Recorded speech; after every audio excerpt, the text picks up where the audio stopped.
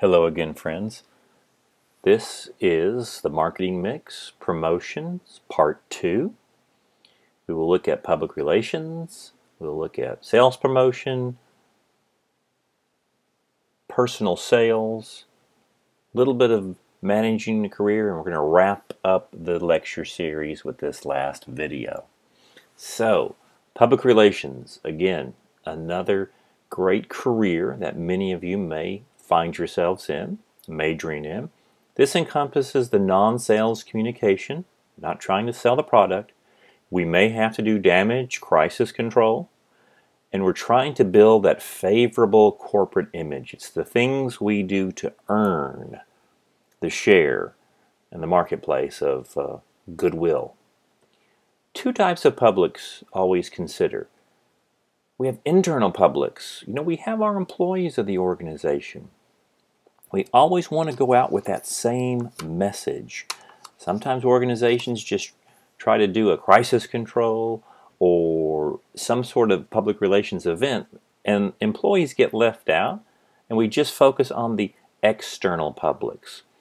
You should always have your internal and external publics managed very well, so when we do go out with our message, we're all on that same page. Public relations crisis. How do we fix it? How do we manage a crisis? What are some strategies? If you remember back in spring of 2017, this was United Airlines. That's Dr. Dow, and he is literally being ripped out of his seat and dragged down the aisle as people are watching and videoing because he would not surrender his seat to other United employees. It was a Sunday afternoon flight, actually evening flight, about 6 o'clock. And usually if it's a booked flight, one of the stewards will come up and say, flight attendants, and say, would you like to give up your seat? We'll give you a voucher for so much money and we'll get you on the next plane. Now on a Sunday night, nobody really wants to leave because the next plane's Monday morning, and who wants to sit in an airport all night or even an airport hotel? Well, Dr. Doe stood up because he couldn't understand the question. And when he got up, they thought, United, he's surrendering his seat. And he said, oh, no, I didn't know what the question was. I didn't understand how you said it. Well, that's all it took to be dragged down the aisles. And you can YouTube this. It's very unfortunate and terrible. Not unfortunate, it's terrible what happened. The friendly skies of United. In 4 days, such bad publicity went through the market that they lost $100 million of their brand valuation. The big problem was the CEO of United Airlines directly came out within a short period of time and said we had every right to drag off a disgruntled passenger. That was within our right. I applaud my employees, I applaud the police, and we'll do it again. Yeah, $100 million brand valuation in 4 days, losing, and $250 million of market capitalization. That's basically people were selling that stock short, and so 2 billion hits on YouTube. Dr. Dow was Chinese, and so the Asian continent, China was very upset because they thought that was some sort of racial profiling, and YouTube that was one of the biggest hits they had seen of all time in just a matter of a few days. How do you deal with a crisis response in public relations? Well, hopefully not like United Airlines, but there are strategies that are proven in public relations that you may come upon. Now, United decided to attack. You can attack in certain circumstances. This is when you attack the accuser, in which the organization confronts the group or people that they claim the crisis exists. They basically are trying to really belittle the person to take away all credibility of the attack. Now, of course, this didn't happen in United because we saw everything via video. Now, many organizations will just will be in denial. Oh, no, there's no crisis. You're wrong on that. Everything is fine, and no need to look behind the curtain. That is a strategy. You can deflect. Okay, this is which the organization puts the blame of the crisis somewhere else. Now, it's not our fault. It was a subcontractor. Okay, Samsung tried to do this. a couple of years ago when their Samsung Galaxy 7, I believe, was blowing up because of the batteries. It wasn't our fault. It was a subcontinent back and blamed somewhere else, denying that. Again, that's I'm sorry. That's when you are deflecting that. It's not us. Can you defend it? Yeah, you can. Your defense is we're just going to keep doing what we're doing. Okay, the organization defends their position during the crisis. Several years ago, H&M had a terrible social media ad of a young African American boy in a monkey suit saying "coolest monkey in the jungle," and that infuriated just hundreds of thousands immediately of their followers. Even The Weeknd, the artist The Weeknd, who was a influencer for H&M, immediately took to social media and said, how stupid are you to do this? And he basically disassociated themselves. What they did, in a sense, was they waited very long to have a response, like 48 hours or 2 to 3 days, which is a lifetime on social media, of course. And then they said, okay, well, we don't see the problem, but they took it down from their American websites to buy the outfit and the ad, but it was left in Europe. So basically, they were just defending themselves. You can excuse, okay, the organization attempts to diminish organizational responsibility for the crisis. Look, excuse us, maybe we're a little bit just, we're going to try to make it better, just, very minimally doing anything. You can play the victim, the organization. This is when they prompt stakeholders that, hey, you know what, we're a victim of this as well. It's not just us. We didn't just do this on somebody else. We're also being victimized. Okay? Didn't say it worked, but it is a strategy. Minimization. This is in which the organization attempts to minimize the perceived damage inflicted by the crisis. Guys, it's not that bad. Okay, what we did, it has minimal effect on other people. So let's just keep going about our business. We're gonna figure it out. Okay, so they're taking some blame, but it's it's minimizing it. We could ingratiate. All right, ingratiation is when the organization, we're gonna praise our stakeholders and remind them, hey, we've done so many great things in the past by our organization. Don't forget what we have done. Yes, just because this is happening, we're really, really good. That's what you call ingratiation. Now we're getting into, what we would like to see as consumers, the corrective action. This is when the organization tries to prevent a reoccurrence of the crisis and fix the damage done. All right, we're taking ownership. We are trying to correct it.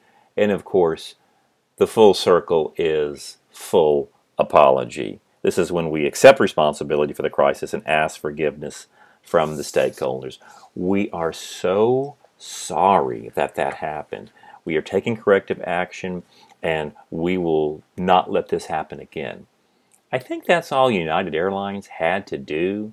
And a corrective action in the end, in the end they did this. But this is at the forefront. They went to this mode. In the end, Dr. Diao, again, broken nose, he had a concussion, he had broken teeth, he was a doctor, he basically lived in paranoia for about 3 years. Said he couldn't even walk outside his apartment, gave up his practice. Out of court settlement predicts that he got at least $140 million. And through it all the airlines came up with a plan that they could offer up to $5,000 per ticket to ask someone to surrender their seat and get the next flight free. So interesting ways. This is what you have to work with in public relations in the crisis strategies. Let's look at what some companies are doing and have done. Good business practices. All right, Home Depot. Okay, good business practices, maybe the best advertising that you never have to pay for. And Hurricane Katrina, and as well as in Joplin, Missouri, and all the natural disasters from nature that we have seen in the past decade. But this was a terrible one, of course, around 2005 when Hurricane Katrina hit the Gulf Coast. And, people are just in misery. Their homes are a wreck. They need to board up windows, doors, because homes took so much of a beating.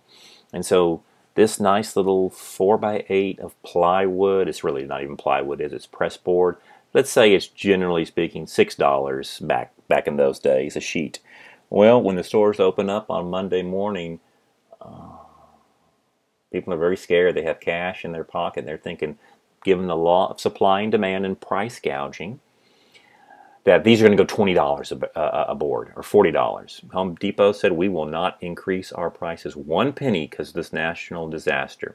Home Depot sent what is considered at least 800 truckloads of materials to the South. They have a disaster response system. They do the same in Joplin, Missouri. They did the same last year or 2 years ago when the hurricanes that have hit Houston. And so, you know what? They're ready to go. Wow. The editorials that came through for Home Depot were amazing. And Walmart as well. Basically, they said if the national government would have acted as fast as Home Depot did, we may have averted such a terrible humanitarian crisis that we saw all along the Gulf Coast in 2005. So, great stuff, my friends. Again, in our marketing plan. So, we're outlining a promotional mix, all right? We're going to use the paid, own, earn, shared, and those are the tools that we have. If we're thinking, again, for earning it right in here, this is the earned area for our good friend Sophia, or for your own marketing plan. We mentioned on our last video that what could she do? Perhaps she can team up with a nonprofit organization, provide them food.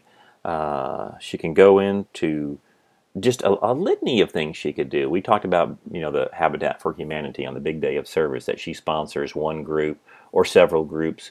She basically has their breakfast and lunch for them as they're working to rebuild homes in the community. And yeah, obviously we would post that on all of our social media, and I'm sure others would too, of what a great service she's done. So what can we do to earn our public relations? And friends, there's things you can do as well in this area. As you volunteer, it really helps your career to list that the areas you volunteer for, and it will really help you get scholarships too, your leadership and volunteer areas. So let's look at sales promotion. Sales promotion is fast, my friends. It's short term. We are just trying to increase sales. We're doing a short run. Maybe the competition has lowered their prices, so we said we've got a brand new sale as well. These are your objectives, okay? We are short term. We really don't make a lot of relationships here because it's fast. It's a one-day sale. It's a limited time only, okay? We have the trade promotions as well. We have the business promotion and sales force promotions to get new product motivated salespeople to open up and sign new accounts. So again, that could be, whoever opens up the most accounts, you get a special bonus in your paycheck, maybe a trip somewhere, etc., etc. Here's the consumer tools, samples, all right? The most effective, and they're a little expensive, but who doesn't love a free sample when we go into Costco or go into our favorite stores? Coupons, okay, yeah, it's a little bit tougher there. I don't remember how many people you can coupon today. Why can't you just take the price off? Rebates, cash refunds, these are the most seldom used by consumers. They're always out there, but again, that means we have to do some work, don't we? We've got to send the proof of purchase, and Costco has a real good idea. Sometimes Home Depot does too. You just do it online, but boy, when you have to mail it in, it just becomes cumbersome. And of course, a premium that we buy exactly, as long as we buy it within this certain time, we're good to go. Other things that we can use right in here, your advertising specialties. Okay, those are some sort of promotional tools, giving something that chance to win, and again, the event marketing created by others. The promotions, let's look at it. Contest premiums, displays, used to provide retailers to carry that brand. Hey, remember, on most of these shelves right in here, depending on the store, you have to pay slotting fees to Kroger and Albertsons and Tom Thumb and their respective brands across the nation. So sometimes we will put discounts and allowances For instance, the producer will give the manager, will give retail salespeople some push monies. If we see an increase in sales in our area, we will actually give you a little bit of money at the end of the month because we'll get the sales reports and we'll send it directly to you.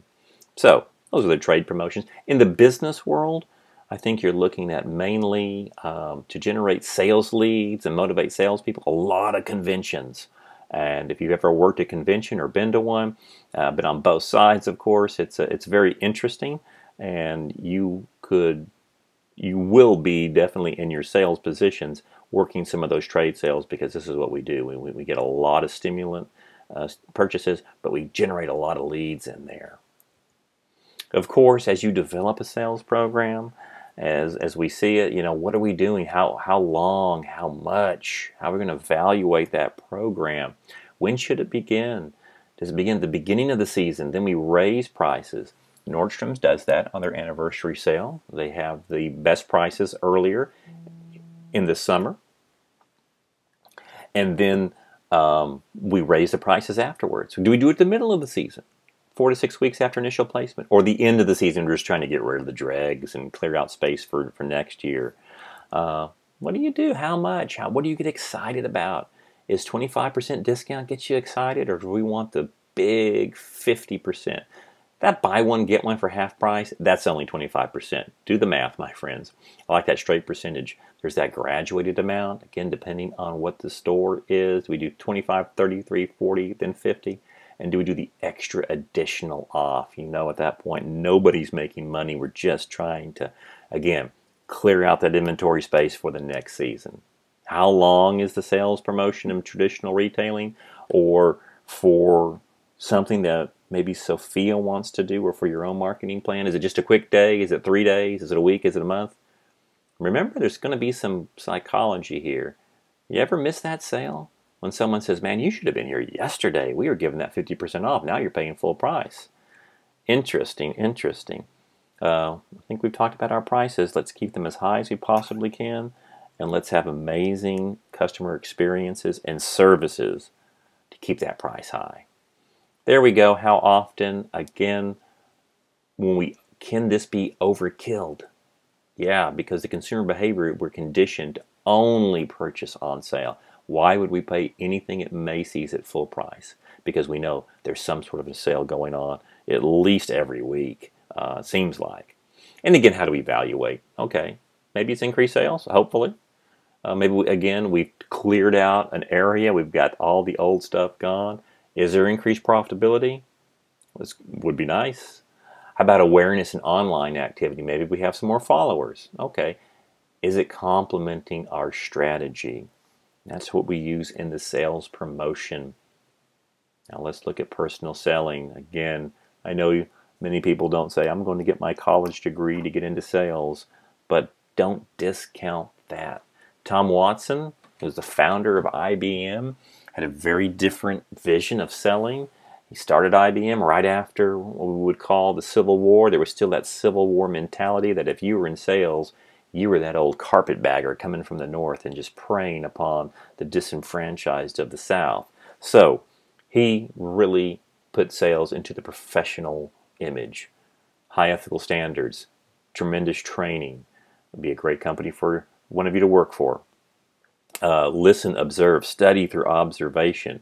And for the first years of IBM's existence, he would hire just Ivy League graduates. I mean, he really wanted to promote the sales position, and we have a lot for him to think about that. Characteristics of a good salesperson. Are you a teacher? Yeah, you're informing. You've got to be part psychologist. You've got to deal with conflict. Glad handler. You're always shaking that hand with somebody maybe a potential customer. Have to be a diplomat, very diplomatic. If things don't go well, generally speaking, the company doesn't call a service department. They're going to call you and say, hey, this product you sold me is not working. Well, I got to be able to fix that. I like this. Part entrepreneur. Many people would love to have their own business, and what better way to get that experience than through the business-to-business sales force. Innovator, of course, you've got to be a problem solver because there are customers coming to you, whether in the consumer or the business route. I have a problem. Does your product solve it? Good salespeople understand pain points of the customer, and there's real problems out there, and many times the customer just simply can't spell out the pain point. But a good salesperson can figure that out. Solving those problems. I think this is the fifth P. All right? Let's look on that fifth P, because we're all selling ourselves, aren't we? And for you in your own business, you will be the chief salesperson for the business that you represent, and especially your own.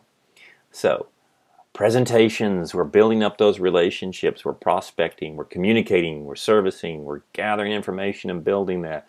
Do you have what is called your 90-second elevator speech ready?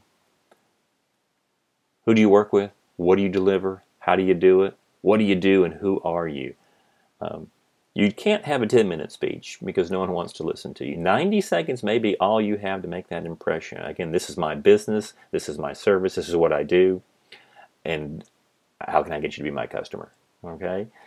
This is what I do, this is what I'm working towards, this is my degree I'm trying to graduate with, because you're going to have to tell that to your family members. And again, in your interviews, or just spot check to get that interview. Develop it, my friends. Who are you? All right? What do you do? Why do you do it? I think is very important. And most importantly, why should I hire you? This is very much the entire marketing process if you're in a sales position, okay? You're finding the customers, you're coordinating the sales, you build the relationship, so you get to utilize all of the marketing process in that sales position. Yes, there's the B2B. All right, these are very large dollar sales, large potential for income and career. That's why I say it's a very fast route to get to that six-figure income. You can still make a very, healthy living in consumer, business to consumer. They're smaller dollar sales, and you're more in the retail world, okay? Or you may be with your own business, and again, you're selling right to your consumer. Recruiting for salespeople, all right? Our sales force is profit. Remember, the marketing world is profitability. We're bringing in money. So, this is how salespeople, there's always that thinking, if you can sell for company A, you should be able to sell for company B, C, and D, provided they're in the same industry. And even if they're not in the same industry, if you have that great skill set, the skills are very transferable. You're usually always networking. You know salespeople from other companies. There's always types of referrals. Many times, your customer that you may be selling to in the B2B world, even in the B2C world, may offer you a job. All right? You have internet, online. There's all sorts of ways. That's why usually a good salesperson, if they're out of a job, for some strange reason, they're not out of a job for very long. So there's a lot of mobility in the career of sales. Compensation, again, maybe this might get you excited about a career. Hey, you got that first job, professional job that you're in. Congratulations. And let's say they start you out at $52,000 a year with benefits and salary. Nice starting salary. Great. All of a sudden, you're in there 3 years, and how much has your income increased? If you're in that same position, unfortunately, probably not a lot. Average raises per year are right about 3%, 4% if you're very fortunate. Let's look what a salesperson would make in a B2B business. Well, first of all, you'd have an expense account because you're going to be taking people out to lunch, out to dinner. That's awfully nice. You'd have a car allowance, if not straight up a whole brand new car. Very nice. Hey, that just adds another 30 grand possibly to your salary. Usually you have a flexible schedule because you have different appointments. Now you are going to work a lot. Hey, sales is a very stressful job, but life's pretty stressful in itself, right? So be rewarded for it. The type of compensation. Maybe it's a straight salary. You don't see that too much. You do see straight commission quite a bit. Now that's a lot of risk, which means your income is unlimited, so to speak. But you have no safety net as you would with that straight salary. Generally speaking, if you're very good, though, you might like that straight commission because, again, you can certainly kick those six figures in very easily. The salary plus bonus, and most of your top level sales personnel have a salary and commission and a bonus.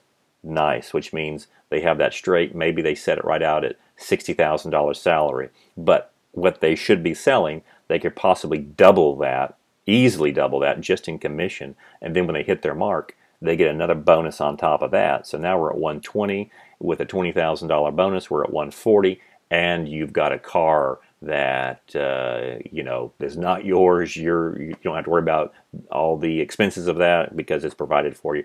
Or you have a nice car allowance, which means we're going to give you an extra $400 a month, and you pick out the car that you want, provided that it always abides by company guidelines. Not many positions for an entry-level person for that professional job can give you that type of variety. So like I say, if you're on the competitive side, you love to compete, you love to earn it, sales may be just your calling in life. There's the steps in selling. Just like marketing, we're researching, we're approaching, you get to present, you handle those objectives, you close the deal, and you always follow up on that sale, and you follow up on that relationship. We are building and maintaining those customer relationships.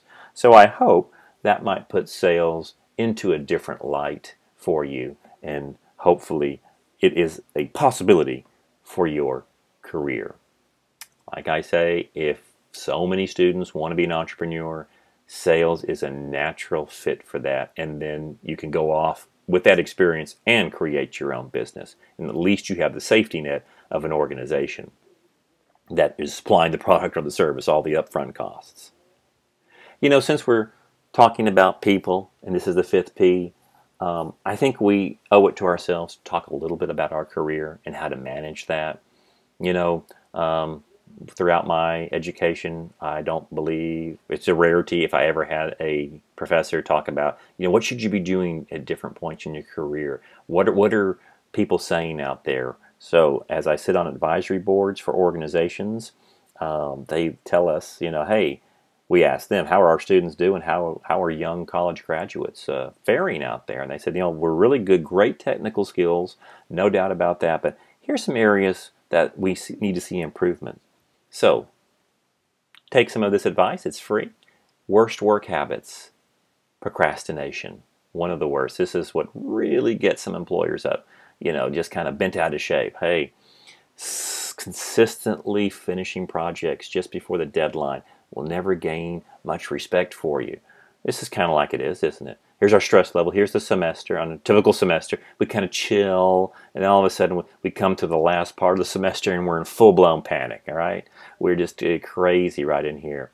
Is that marketing plan getting done? My test? So let's look at that. Same in the work field that you're going to be in. If you have a project that has to get done, or you're part of a team, and well, Randy, man, do you have that analysis for us? We asked you to do some demographic research. Oh yeah, I'm working on it. I'm working on it. I mean, I've almost got the font figured out. What I'm gonna use for my report, and then I have to give it to them late. Wow, nobody wants Randy to be on their team anymore. Just remember that one. Again, the communication habits. One of the biggest ones I hear from advisory committees, that is spelling, syntax, grammar, good writing skills. Your writing skills are some of the most important skills that you're going to take with you in the workforce.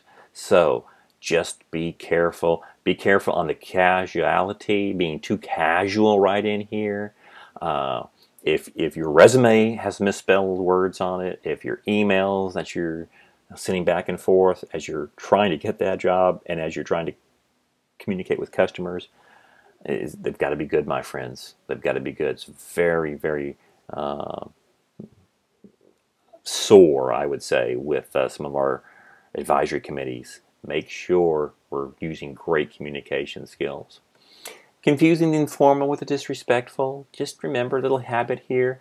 You're at work and you're with your boss. Maybe you go out to a party setting and you've got a lot of the coworkers with you and the boss. Remember, she's still your boss right there, if that's the boss, right? Even though we're having all sorts of fun in the background, be careful and never try to show up your supervisors or their partners, their loved ones, and don't let your partners or loved ones or spouses do the same. In fact, I'll give you the best advice. don't go to those parties with coworkers or your boss. Keep it real safe right there. Taking advantage of leeway, again, our advisory committees, the information that you read online from bosses, you know what? That work schedule coming in at 10 a.m. and leaving at 3 with those cool breaks, you don't want to have that reputation in your first few years of your work experience, my friends. You want to be the diligent worker. This does get seen. Dressing, again, dressing is part of communication. It's the biggest part because our nonverbal communication is about 90% of everything we say. How we look, our attitude. Of course, this is always difficult until it becomes a beautiful millennial world of everyone wearing their pajamas to work. We have 5 generations in the workforce, and baby boomers and traditionalists are still there. Of course, baby boomers are always going to be there. And they don't like that, you know. They want to see at least some type of professional dress. That's Meredith from The Office. Don't pull it up. Don't pull it down. All right, what's wrong with my outfit? Gentlemen, my gentlemen friends, do not wear shorts to work. Ever. Ever, ever, ever. That's no way, okay? If you, when in doubt, get on Netflix and watch Queer Eye. Let the Fab Five show you how to design, show you how to pick your style. It will carry you a long way. Let me tell you, my friends, following directions, showing up for work, being well dressed, being ready is about 90, at least a good 85% of your job, and I think you can have a pretty decent career doing that. Slipping up a little bit, we don't want that. Always dress one step ahead, better than expected. Okay, now that doesn't mean you wear tux to work. It just means you better expected. And dress for the job that you want. When you go into your interviewing stage, go look at the company you're working for. Walk through the lobby. Just see what the culture is going to be in the appearance. It's very important. The Contrarian Club. You know, as you're developing your career and you're moving through, try not to be that person in the meeting. Oh, I got a better idea than that. I can't believe you said that. Check me out. You don't want to continually look negative because those negative comments will make you do that. So do not act as that contrarian. Always be positive. Great job, my friends. Great. Fantastic. Managing your career. Be careful of social media. You know, these are beasts. All your Facebook, Instagram, Snapchat, etc., etc. Many employees have been fired, and I bet you know one. Maybe one close to the family. If you wouldn't stand outside your boss's office saying how terrible this place is, you probably shouldn't put that on Twitter, all right? And also, don't mention your job searches on your social media if you're still employed, okay? If you're working for a company and you want something else, that's why our LinkedIn is so important. That networking, that way jobs can come to you, okay? But people will troll, and depending on the organization that you work for, if it's a big enough one, your social media accounts are being monitored. Make no mistake about it. Politicking, yes, yes, yes. We do need to hear what really goes on, but be careful of instigating drama. That can earn you a very bad reputation, which I can assure never gets cleaned. Again, showing up late to meetings, timeliness is different in generations, and to the baby boom generation and to even Xers as well as traditionalists. If meeting starts on time, be there on time. And put that phone in your pocket, especially if your manager is there. All right? We also want to mingle. All right? Don't refuse to mingle. Build that rapport with other people. Again, build that network very strong. I would even say this.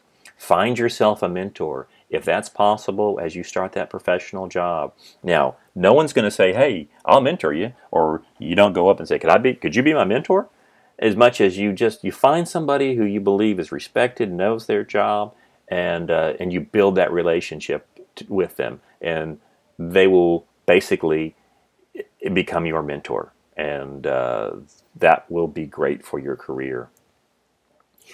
Here's something I want you to always remember: never, never, never, never, never, ever leave a job before you accept a new position. Now, of course, we never say never, but here's why. You know, you need money. You've got to have an income. You're always worth more to another organization if you are currently employed. Okay? So, let's say this. You're making You're into your career, you're doing well, you're making $85,000 a year, all right? And Bill sees that. He works for another corporation, and he knows you've been doing really good, and said, wow, what could we do to get Randy on our team? Another good question there. How much do you have to leave an organization if you're very happy? Well, I'm probably going to have to offer Randy at least 100 grand to move, to start all over, start with another corporation. Fantastic. To start with me. Great.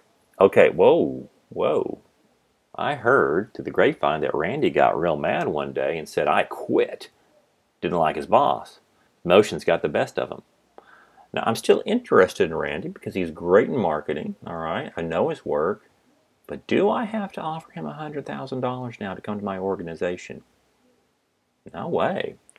You see, I think he was making about 85 because I kind of know things. I might not have to offer $85,000 to Randy. How long has he been out of work? Oh, 3 months. Yikes. It is a tight market. I could probably offer Randy $70,000, 15 less than he's making, and I bet he'd jump at it. Get the point?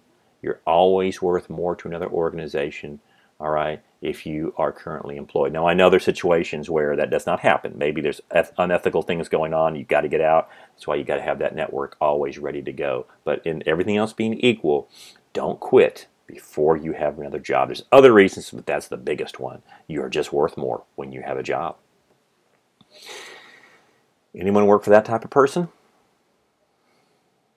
Oh, yeah, you will. Hey, it's a tough workforce out there, my friends. Bosses aren't always the best. I think we've all worked for someone like this, or maybe the organization head has been like this. How do we survive? That's why I put this in here. It is tough. Hey, you don't ever quit your job. You quit your boss. If anyone has seen the cult classic Office Space, it is so great. And, hey, can I get that email from you again? That's a great line from him. He's the boss that nobody can take. I need you to come in and work on Saturdays. Now, friends, we can all be a jerk, no doubt about it, across, given times. But we got to figure out if someone is a real a-hole here, and how do we defend ourselves? Are they constantly this person over a long time frame? And they're always abusing their powers. They make you feel, when you see this person like this, your gut, your anxiety levels just go sky high. You start sweating, your heart races fast, you have a panic attack, trying to run away. People are generally very disingenuous. They say, hey, how are you doing today? And you know they don't mean it, okay? And they really treat people with less power than they have like dirt, okay? This is a certifiable test right in here. So, in your career, and this will drive people away very quickly. We don't want to quit, right? For the reasons we just talked about. We're going to assess this problem. Okay, so someone is acting this way for a long time. What type of power do they have? If they have the same or less power than you do, then you're okay. You can stand your ground. If it's a coworker, and you can push right back. All right, you can correct the situation if you have more power. If you're the employer, or if you're a higher level than somebody else in the company, they work for a different department, you need to fix that very quickly, and you have the power to do so. But if they have legitimate power, they're a boss, a director, a vice president, or president, yikes, they have that power. That means I have to do it. You quickly have to develop some strategies, all right? First of all, we want to see, is this company, is this organization just an a-hole producing factory? Are the standards so difficult, the stress so high, we've got to get this product out, it's manufacturing, how long can you take it, okay? You may just have that organization that's very militaristic, and what can you do? What can you do on that? This is a great book. It is by Robert Sutton. He is a Stanford professor of management, and literally the book is written, the A-hole survival guide. We can't sanitize that word, because the people who just treat you like dirt. And this will tell you great strategies. And here's what we're going to use it for you from here. In the workforce, it is so much easier to get out earlier than it is later. And that quote's from Leonardo da Vinci. And if you think about this man whom had to work for popes, for kings, queens, for the rulers of the world, This is advice to you. If you can get out fast, do it, because the longer you stay, the harder it is to get out, especially if we have some tenure, with that organization. We're looking at a retirement funding. I mean, it gets much, much, much harder. How fast can you get that network and find that other job? Can you avoid? Well, we may not be able to get out. Well, great. I've been here years, and that's got a brand new boss. Now what do I do? Okay. Can you avoid the a-hole? How do you do that? Limit your face-to-face time. Friends, I had to do this, and this book saved my mental health a few years ago. Okay? Try different correspondence, like email only, not text. Now, I don't know who pays for your cell phone bill, but if you're paying for it, and it's not a company phone, I tend not to give bosses my phone number. Yeah, you know what? It's my personal phone. Or at least always have a personal phone. You can't text. You do not get access to me at all times. Yeah, you can email on Saturday. I may or may not read it if I'm a Monday through Friday person. But I don't want you always having that access to me. If you can limit it, do so. Give very short responses. Okay, when an email has just driven you crazy, the shorter the response, the better. I understand. We'll work on that. Okay. If you have the opportunity to have a meeting, okay, make it a standing meeting, which means there's no chairs, okay? Everybody stands. That will not give the a-hole a permission to plant a root and just dictate everything, because these meetings go fast. They're 40% faster than a regular meeting, and they are just as effective, okay? So that's a strategy. You may have to miss meetings, depending on where you are, depending on how important the meeting is. I've done it. I've just missed them. So, oh, you know what? This has come up, and especially if there's a lot of people in there, you may have to find different routes around to get to your car. You had to do that. Sometimes you hide a little bit, and if you see the person coming down the hallway, or you get to learn all the entrances and exits. Now you're saying to yourself, okay, that may work, but I'm just enabling the person to be this type of personality, this a-hole. Maybe, but you're also trying to survive. And if the person has tremendous power, they're at that vice president, presidential level, then you're in a survival mode. I can assure you, if they have a boss and they keep acting this way, they'll hang themselves at some point. Strategies, again, build other relationships at work. Hey, misery loves company, all right? You will find other people who feel the same way. You can have a small support group, which means you'll go to meetings together. I've done this for some coworkers in my past. An upper level boss was just trying to intimidate all the time. And so I was asked to go to a meeting. She said, oh, would you please go with me? I did, and there's no more meetings after that. Oh, well, what's another person doing here? Hey, now I got a witness. That's what you're doing. You're serving as a witness. All right, and you go together for those. You can at some point. Can you ever fight back? Yeah, you can. You can always say, you know what? I am not going to be treated this way, and you are creating a hostile work environment. These are some of the buzzwords right now in the field that get a lot of people very anxious, especially if you have a witness. So those are ways to fight back. Those are ways to strategize. And my friends, detoxify yourself. Have something else to look forward to. So many of you are going to do your marketing plan on your own business idea. Build a side business. You got me from 8 to 5, but after 5 o'clock, you don't own me, and I'm going to do something else. I'm going to have my online eBay, Amazon. I'm going to have a service business. I'm going to have something else to look forward to. I may have a fun part-time job. I've known people who said, I'm working over here. I go, really? And they go, I do it just to de-stress. It's a part-time of my life. I'm working in sporting goods sales because I love to sell fishing equipment. That's just something I can detoxify, and I've got no stress at all to it. Volunteer, do hobbies, build your network. It's that important because there's so much toxicity in the workplace. Get something else going, my friends. There it is. There's the copy you need to buy. Buy it on eBay. Buy it on Amazon. This is meant for your mental health and protection. Proactive steps on that career. Hey, when you get the job, ask for your yearly performance goals so you can meet your evaluation. Think of a project you'd like to do. Talk it over with that mentor of yours. And if you don't have a project, I can assure you in the professional workforce, someone else is going to give you one. So beat them to the punch. In your career, it's a culture of evidence.